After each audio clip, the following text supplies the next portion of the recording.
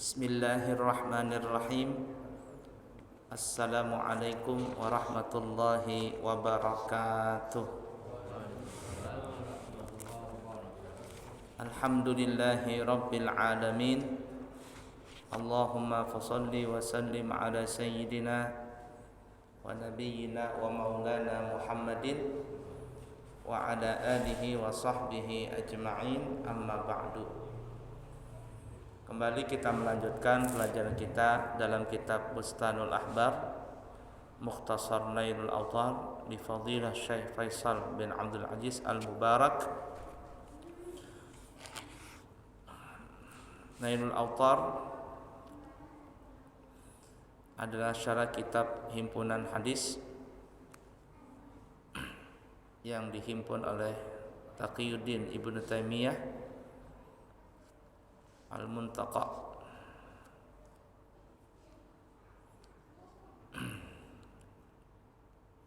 Yang disyarahkan oleh Al-Imam Syaukani.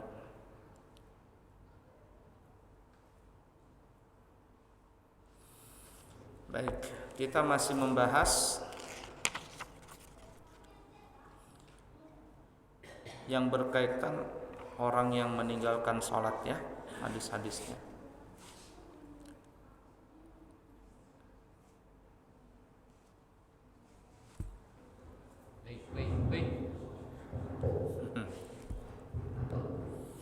Baik. Hadis yang ke-515, muttafaqun alaih, Bukhari Muslim. Diriwayatkan daripada Ubadah bin Samit, qala, berkata dia, telah bersabda Rasulullah sallallahu alaihi wasallam, man syahida an la ilaha illallah wahdah la syarikalah wa anna Muhammadan abduhu wa rasuluh wa anna Isa abdullah wa kalimatuhu alqaha ila Maryam wa ruhum minhu wal jannatu wan naru haq adkhalahu Allahul jannata ala ma kana minal amal. Yang artinya, barang siapa meyakini bahwa tidak ada Tuhan melainkan Allah yang esa, tidak ada sekutu baginya, dan sesungguhnya Nabi Muhammad sallallahu alaihi wasallam adalah hambanya dan pesuruhnya, dan Nabi Isa adalah hamba Allah dan yang terjadi dengan kalimatnya. Yang dimaksud kalimat sini kun fayakun, ya, yang disampaikannya kepada Maryam dengan tiupan ruh daripadanya, dan sesungguhnya surga dan neraka itu benar adanya, maka Allah akan memasukkan dia alias orang tersebut ke dalam surga menurut keadaan amalnya. Nah, jadi kuncinya di sini masuk surga itu adalah la ilaha illallah Muhammadun Rasulullah.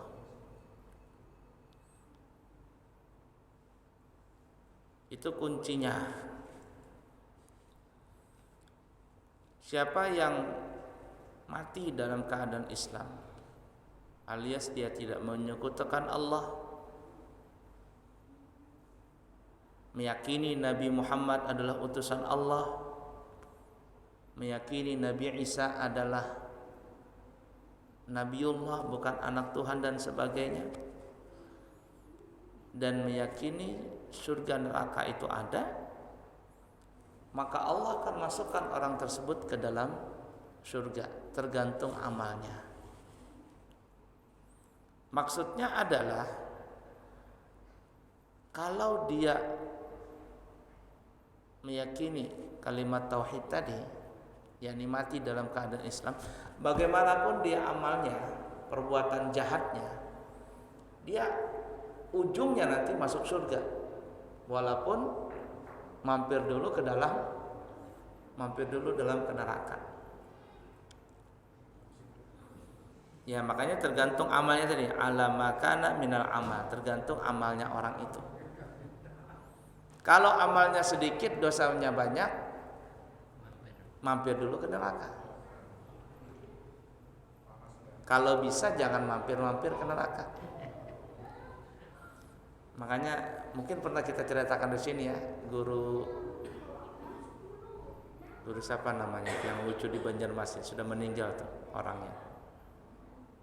Guru Bakri. Beliau berdoa katanya, ya Allah, jangan engkau masukkan aku ke dalam neraka. Itu aja. Jadi ditanya orang, kenapa guru kok berdoa jangan masuk ke dalam neraka?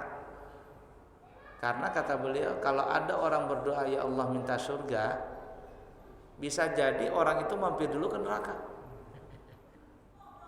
Tapi kalau ya Allah jangan engkau masukkan aku ke neraka, berarti kalau enggak masuk neraka, ya itu berarti surga. Nah, jadi kalau bisa jangan mampir-mampir ke neraka.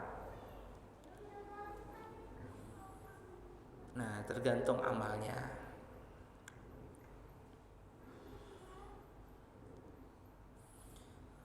Baik, kita lanjut. Hadis Bukhari Muslim muttafaqun alaih, bersumber daripada Sayyidina Anas bin Malik. Sayyidina Anas bin Malik berkata dia, sesungguhnya Nabi kita Muhammad sallallahu alaihi wasallam bersabda, wa Mu'ad radifuhu ala rahli, ya Mu'ad, qala labbaika ya Rasulullah wa sa'daik. Labbaika ya Rasulullah wa sa'daik. Labbaika ya Rasulullah wa sa'daik. Thumma qala ma min 'abdin yashhadu an la ilaha illallah wa anna Muhammadan 'abduhu wa rasuluh illa harramahu Allahu 'alan nar. Illa harramahu Allahu 'alan nar. Qala ya Rasulullah afala ukhbiru bihan nas fayastabshiru? Qala idan yattakilu. Fa akhbara biha Mu'adh inda mautihi ta'assuman ay khaufan minal itsmi bi tarkil khabari bihi. Daripada Anas bin Malik bahwasanya Nabi kita Muhammad sallallahu alaihi wasallam bersabda kepada Mu'adh, ya, bersabda, Mu'adh mengawasinya dalam bepergian. Jadi Mu'adh menemani Rasulullah, bahasa kitanya, dalam satu musafir. Nabi kita berkata, ya Mu'adh. Lalu ia menjawab, kusambut panggilan engkau ya Rasulullah, sejahtera untukmu wahai Rasulullah. 3 kali. Labbaika ya Rasulullah wa sa'daik. Labbaika ya Rasulullah wa sa'daik.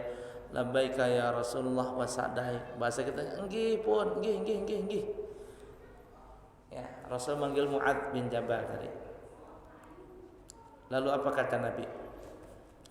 Kemudian Nabi bersabda, tidak seorang pun manusia yang mengakui bahwa tiada Tuhan melainkan Allah, dan sesungguhnya Nabi Muhammad adalah hambanya Allah dan utusannya, melainkan Allah mengharamkan bagi orang tersebut masuk ke dalam neraka.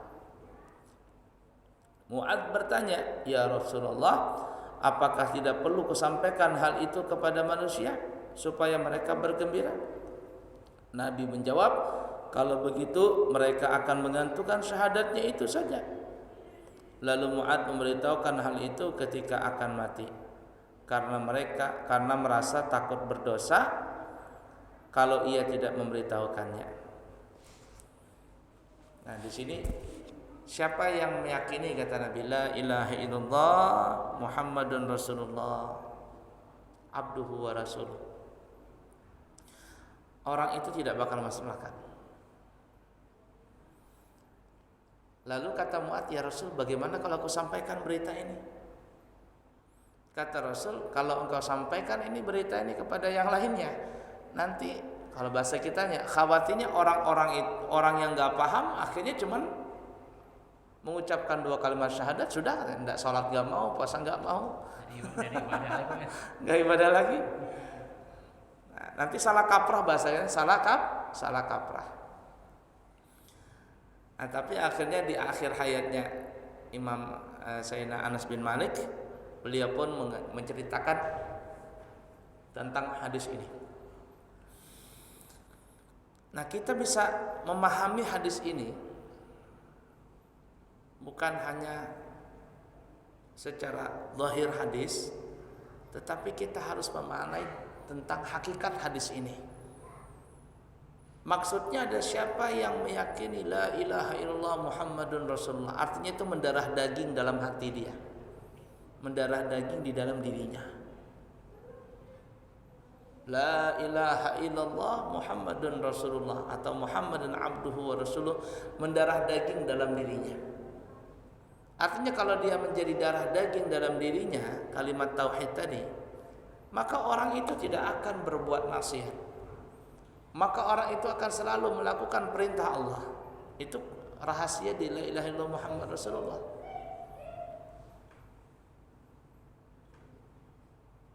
Nah, itu tentang hakikat dari la ilaha illallah Muhammad Rasulullah. Tapi kalau ada orang la ilaha illallah Muhammad Rasulullah tapi tidak sholat, tidak puasa, ini bukan mendarah daging kalimat tauhid tadi dalam dirinya.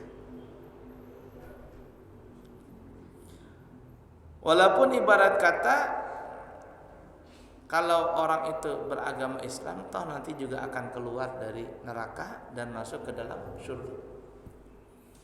Ada ya disebutkan dalam riwayat yang lain, itu Nabi bercerita, kata Nabi bahasa kitanya nih ya, kalau kita dramatisir, Allah berkata kepada malaikat, wahai malaikat, coba cari orang yang di neraka itu, ada nggak kira-kira yang terakhir yang belum keluar lagi dalam neraka ini?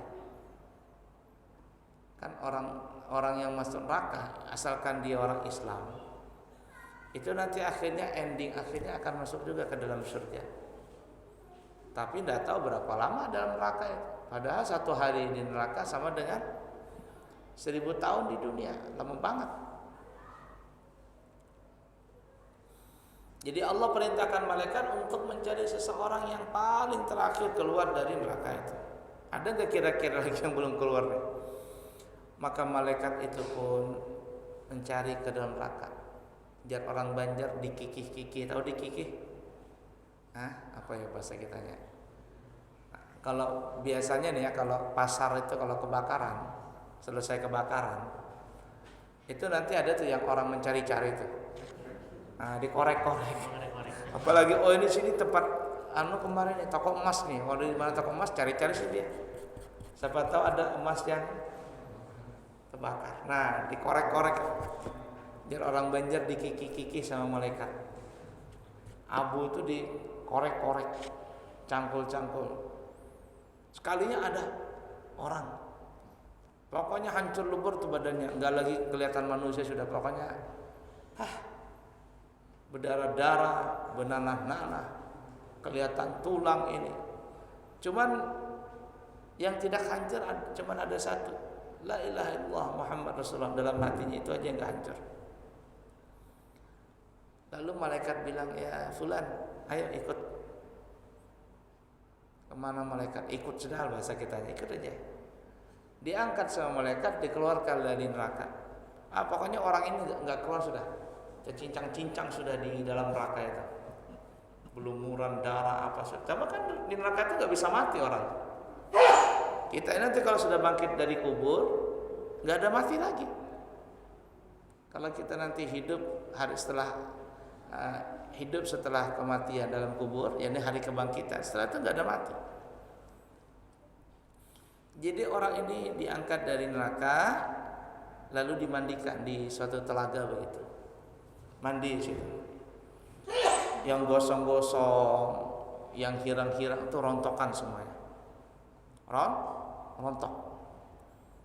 Setelah rontok tiba-tiba muncullah lagi daging-dagingnya yang baru. Tulang, daging, kulit, semuanya menjadi baru. Setelah menjadi baru lalu diberikan pakaian. Setelah diberikan pakaian dihadapkan di hadapan Allah Ta'ala. Allah Subhanahu wa Ta'ala menayangkan film kehidupan dia. film kehidupan dia. Kalau ibarat kata umurnya 60 tahun, itu selama dari lahir sampai dia mati ditayangkan itu. Ibarat kata nih. Cuman film itu banyak disensor. Kalau saya dramatisir, filmnya banyak disensor. Nih orang ini takut begitu nih kelihatan dulu lagi zina, lagi dia mabok, lagi dia mencuri. Takut begitu kalau kelihatan sambil nunduk dia. Filmnya ditayangkan. Rekamannya dia itu. Hah? Cuman anehnya yang dia mencuri, yang dia zina, yang dia mabok itu gak ditayangkan. Ibarat kata filmnya sudah disensor. Disensor. Kan sudah di penjara nih. Disensor. Yang ditunjukkan sama Allah kebaikannya saja. Kebaikannya pun juga tidak signifikan kayak orang sholat, puasa enggak. Kalau bahasa kita kata Allah, dulu kan kamu pernah lewat tuh di masjid si Anu. Kau mendengar adzan kan? Mendengar ya Allah. Kata Allah, ku anggap itu sebagai pahala. Ku anggap itu sebagai pahala. Kamu ada punya handphone, lagunya lagu adzan, ada nggak? Ada ya Allah. Itu ku anggap pahala itu. Pokoknya yang kecil-kecil, yang dia pikir nggak itu pahala, ternyata jadi pahala. Nah kata Allah, kalau begitu masuklah engkau ke dalam surga. Pahala wajib nggak ada. Pahala yang kecil-kecil aja dihitung sama Allah. Allah nggak zalim. Dosanya sudah tidak kelihatan lagi karena sudah disensor. Setelah itu orang ini dibawa ke dalam surga. Malaikat bawa dia orang ke dalam surga. Dibawa ke dalam surga, maksudnya sampai di depan pintu surga. Orang ini mendengar suara gemuruh, riang gembirang dari dalam surga. Jadi orang ini bilang, ya Allah, surga sudah penuh ya Allah. Kata Allah Ta'ala, kau tahu dari mana surga sudah penuh? Emang kamu pernah masuk surga? Bahasa kitanya begitu. Enggak ya Allah. Terus kenapa kamu bilang surga sudah penuh? Tuh suaranya rame banget dalam surga. Orang lagi rame-rame, gembira semuanya. Kata Allah, belum penuh lagi. Ada lagi surgamu, masuk sudah. Maka orang ini pun dibukakan pintu surganya. Trot begitu, terbuka. Orang ini ngelihat surga. Ini surga yang paling terakhir yang Allah berikan kepada orang yang terakhir keluar dari neraka dan yang terakhir masuk surga. Ketika dia melihat surga itu, surganya yang paling terakhir nih. Belum pernah dia melihat keindahan surga itu selama di dunia. Ini paling rendah nih. Lalu dia bilang, ya Allah, berapakah luas surga ini? Kata Allah, surgamu ini, bahasa kitanya nih ya, orang yang paling terakhir keluar dari neraka, orang yang terakhir masuk surga nih. Setelah ini gak ada lagi, selain kamu yang terakhir nih. Tahu gak surgamu berapa luasnya? Berapa ya Allah? Luasnya ada 7 lapis langit, 7 lapis bumi, dibentangkan semuanya itulah surgamu. Luasnya ini. Lalu orang ini bilang, jangan main-main ya Allah, jangan guyon, bahasa kitanya. Kalau kita dramatisir, kata Allah, aku gak pernah main-main, kamu yang main-main sama aku, kata Allah. Aku gak pernah bohong, gak pernah ngeprank, bahasa kitanya. Kamu yang ngeprank terus sama aku. Akhirnya orang ini malu. Kata Allah, masuklah, udkhulul jannata birahmati, masuklah engkau ke dalam surga dengan sebab rahmatku. Masuk surga. Itu yang kita katakan tadi, la ilaha illallah Muhammad Rasulullah.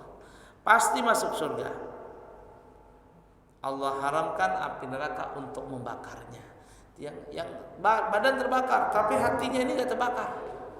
Itu aja malaikat ngelihat hatinya masih ada atau enggak terbakar. La ilaha illallah Muhammad Rasulullah. Itu selamat. Allah haramkan api neraka untuk membakar kalimat tauhid itu yang ada di dalam hatinya. La ilaha illallah. Bukan berarti mendengar hadis ini kalau begitu sudah enggak usah sholat, enggak usah puasa, yang penting la ilaha illallah Muhammad Rasulullah. Jangan juga. Jangan juga salah paham nanti.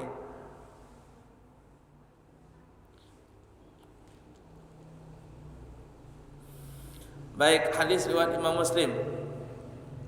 Hadis yang ke-517 bersumber daripada Abi Hurairah radhiyallahu taala anhu, beliau berkata, telah bersabda Rasulullah sallallahu alaihi wasallam, likulli nabiyyin da'watun mustajabatun fata'ajjala kullu nabiyyin da'watahu wa inni ikhtaba'tu da'wati syafa'atan li ummati yaumal qiyamah fahiya nailatun.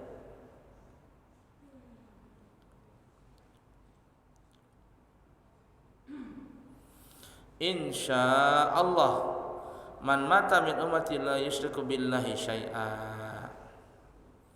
Kata Nabi, semua para nabi itu mereka mempunyai doa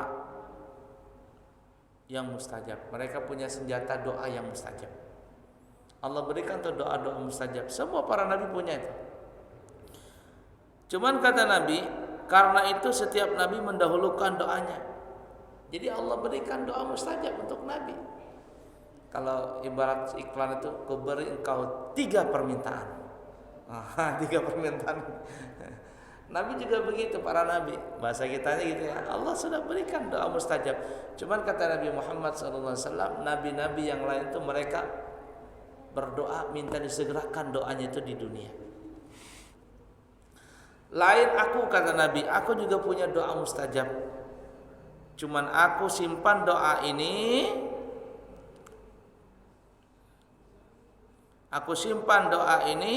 aku tangguhkan doaku ini untuk memberikan syafaat, permintaan ampun kepada umatku pada hari kiamat.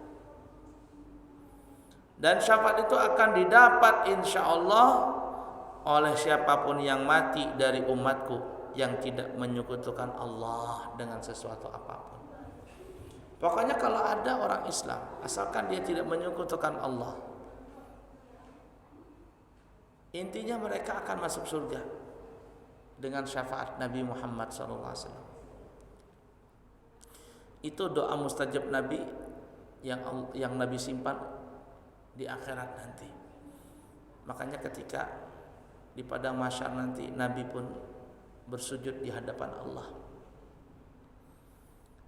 Allah berkata kepada Nabi Muhammad SAW, ya Muhammad, irfa' ra'sak was'al tus'al isfa' tusyaffa'. Nabiku, wahai Rasulullah, angkatlah kepalamu, bangkit dari sujudmu, minta apa yang kau minta, pasti kau akan diberi. Mintalah syafaat, maka engkau akan juga diberikan syafaat. Minta apa yang kau minta. Maka Nabi pun mengeluarkan doa mustajab, doa yang terkabul terakhir ini. Apa kata Nabi? Ummati, ummati, ummati. Ya Allah, umatku, umatku, umatku. Maka disitulah Allah mengabulkan doanya Nabi. Kata Allah Ta'ala, isfa'tu syafaat, mintalah syafaat, maka engkau akan diberikan syafaat. Lalu kata Allah, aku akan berikan daripada umatmu 70.000 masuk surga tanpa hisab. 70.000 tanpa hisab. Lalu Nabi berkata, ya Allah, tambahkan lagi, jangan 70.000 aja. Kalau 70.000 kan dikit aja. 70.000 itu satu kecamatan aja habis sudah. Ya nggak salah. Tambahin lagi ya Allah, bahasa kitanya. Maka Allah katakan 70.000 kali 70.000. 70.000 kali 70.000. Jadi ini 70.000 nih berbaris. 70.000 kali 70.000. Jadi 70.000, 70.000 sampai ke belakang. Nabi kita bilang, tambahin lagi ya Allah, tambahin lagi. Ya sudah, kata Allah Ta'ala, apa yang kau mau sudah, ambil dah. Ambil dah. Nah, 3 kali minta Nabi. Minta syafaat, minta 70.000, minta ditambahi lagi. Sudah, kata Allah, sudah, terserah kau apa yang kau minta. Sampai engkau betul-betul suka. Maka Nabi pun meraup 70.000 tadi itu. Bukan 70.000 kali 70.000 juga, tapi seraup, ambil. Sehingga banyak umat Nabi Muhammad nanti masuk surga tanpa hisab. Taulah tanpa hisab itu bapak-bapak. Tanpa hisab itu bahasa kita tanpa proses ditanya. Kan enak tuh kalau kita punya urusan tanpa ditanya. Bikin SIM, orang antri gitu bikin SIM, kita datang langsung aja bikin foto sek Pak, kalau sudah jadi Pak, enaknya itu. Mau bayar, nggak usah bayar Pak Ustadz, sudah dibayarin, selesai. Enak gak gitu? Itu namanya min haitsul bighairi hisab, yadkhulul jannata bighairi hisab. Tanpa sogok-sogokan. Kalau sogokan kan bahaya. Nah, tanpa KKN juga, juga KKN. Ya, tapi karena sudah kenal, ya sebelum harinya 3 hari sudah bilang, Pak saya mau bikin SIM Pak. Oh iya sudah, nanti ambil antrian, tidak usah ngambil antrian, nomornya sudah dipegang. Bilang saja nanti. Jadi orang bingung ngantrinya kapan? Sudah 3 hari yang lalu ngantrinya. Ya. Nah sekarang rata-rata begitu juga kita. Ada beberapa hari yang lalu saya bikin paspor itu. Bukan bikin dari awal, perpanjang aja. Datang pertama ngantri juga, habis itu ngantri. Kasih tahu Pak sudah foto, ya sudah. Nanti harinya datang ke sini tinggal ambil aja. Datang, tinggal ngambil tanpa ngantri-ngantrian. Tunjukkan nomor, oh ya sudah jadi Pak, ngambil. Enak tuh. Di surga ada yang seperti itu. 70.000 kali 70.000, bahkan raupan diraup sama Nabi. Artinya seberapapun Nabi mau masuk surga tanpa hisab. Mudah-mudahan kita semuanya masuk surga tanpa hisab. Amin. Amin insyaallah. Makanya itu kan ada surah apa tuh? Al-Ghasyiyah ya.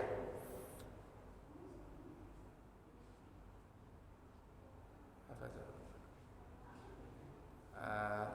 Lasta alaihim bimusaytirin illa man tawalla wa kafar fayu'adzibuhu Allahul 'adzabal akbar inna ilaina iyabahum thumma inna alaina hisabahum.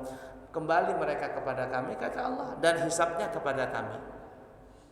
Hisabnya juga kepada kami. Banyak orang berdoa begini. Kan memang sunnah ya berdoa kalau ada ayat-ayat tentang rahmat, kita minta rahmat sama Allah. Banyak orang berdoa begini, Allahumma dakhilil jannata, Allahumma hasibni hisaban yasira. Ada yang begitu, ya Allah berikanlah saya keringanan di dalam hisab. Tapi kata ulama jangan doa itu. Ya, jangan doa itu. Doanya apa? Allahumma dakhilil jannata bighairi hisab. Allahumma adkhilil jannata bighairi hisab. Ya Allah masukkanlah aku ke dalam surga tanpa dihisab. Itu yang mantap. Jangan Allahumma hasibni hisaban yasira, ya Allah berikanlah saya keringanan dalam perhitungan nanti. Masih ringan aja. Kalau masih iya walaupun ringan tetap aja dia ngantri kan. Ada hisabnya, ditanya dulu dari mana. Ini enggak usah ngantri, ambil gitu kan enak tuh. Ya. Jadi doanya bukan Allahumma hasibni hisaban yasira, tapi Allahumma adkhilnil jannata bighairi hisab. Itu biasanya hari Jumat ya imam-imam baca itu. Ya apa lasta alaihim bimusaytirin illa man tawalla wa kafar fayu'adzibuhu Allahul 'adzabal akbar. Ya, fayu'adzibu Allahul 'adzabal akbar. Inna ilaina iyabahum thumma inna alaina hisabahum. Allahumma adkhilnil jannata bighairi hisab. Mudah dipaham kira-kira ya? Baik, kita lanjutkan. Hadis Imam Bukhari bersumber daripada Abu Hurairah radhiyallahu taala anhu. Dari Nabi kita Muhammad sallallahu alaihi wasallam, beliau bersabda, as'adun nasi bi syafaati man qala la ilaha illallah khalisan min qalbihi. Kata Nabi, seberuntung-untung manusia dengan mendapat syafaatku pada hari kiamat, yaitu orang yang berkata la ilaha illallah dengan ikhlas dari hatinya. Nah, jadi hadis ini kita kait-kaitkan dengan hadis yang lalu-lalu tadi. Artinya siapa yang mengucapkan la ilaha illallah Muhammad Rasulullah di dalam hatinya, di sini khalisan, murni. Kalau bahasa sayanya apa tadi? Sudah menjadi darah daging tuh la ilaha illallah tadi. Menjadi darah daging. Kalau dia sudah menjadi darah daging la ilaha illallah Muhammad Rasulullah, maka dia akan mengerjakan perintah Allah, dia akan tinggalkan larangan Allah. Itu sudah menjadi darah daging dia. Maka kata Nabi, orang itu pasti akan mendapatkan keberuntungan dariku, yaitu dengan mendapat syafaat dari Nabi Muhammad sallallahu alaihi wasallam. Nah, tentunya orang tidak akan bisa mendapatkan keikhlasan mengucapkan la ilaha illallah dalam hatinya kecuali orang itu sudah merutinkan untuk membaca la ilaha illallah. La ilaha illallah. Orang Bahari itu begitu, dikit-dikit la ilaha illallah. La ilaha illallah kata orang Bahari itu tuh. Tapi orang zaman sekarang enggak ngucapin itu, ngucapinnya kata-kata yang tidak pantas untuk diucapkan. Tapi kalau dia sudah terbiasa la ilaha illallah, kaget la ilaha illallah, takut la ilaha illallah, bersedih la ilaha illallah, apapun, gembira la ilaha illallah, senang la ilaha illallah, semuanya la ilaha illallah, la ilaha illallah, maka orang itu akan mendapatkan kalimat la ilaha illallah itu murni di dalam hatinya, alias bahasa kitanya tadi apa ya? Mendarah daging. Baik.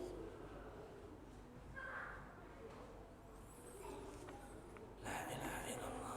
Insyaallah kita sambung lagi ya di kesempatan yang akan datang. Semoga ada manfaatnya. Subhanakallahumma wa bihamdika asyhadu an la ilaha illa anta astaghfiruka wa atubu ilaik wa akhiru kalam. Wassalamu alaikum warahmatullahi wabarakatuh.